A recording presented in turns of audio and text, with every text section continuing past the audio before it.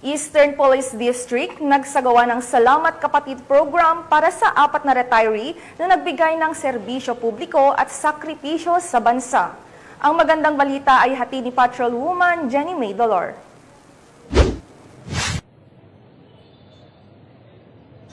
Apat ni retirees ang binigyang parangal sa Salamat Kapatid Program ng EPD sa araw ng kanilang pagre-retiro. Ang nasabing programa ay pinasinayaan ni Police Brigadier General Aden Tupas Lagradante, District Director ng EPD, kasama ang iba pang opisyal ng EPD at dinaluhan din ito ng mga pamilya ng mga nagretiro. Ang 4 na retirees na binigyang parangal ay sina Police Executive Master Sergeant Marlon C. Climacosa mula sa Mandaluyong City Police Station, Police Executive Master Sergeant Edmond S. Baclig ng EPD DMFB, Police Senior Master Sergeant Jake E. Salcedo at Police Staff Sergeant Pasita Opura na parehong mula sa Pasig City Police Station.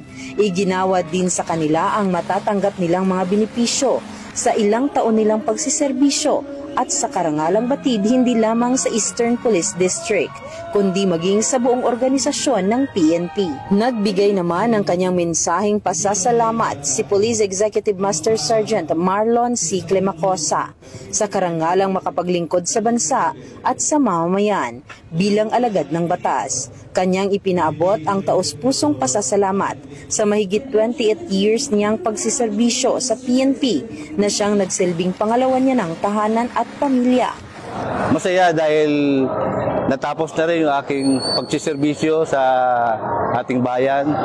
Sa halos 3 dekada, ibinigay ko ang aking buhay para sa pagtatrabaho, para maglingkod sa ating mga mamamayan.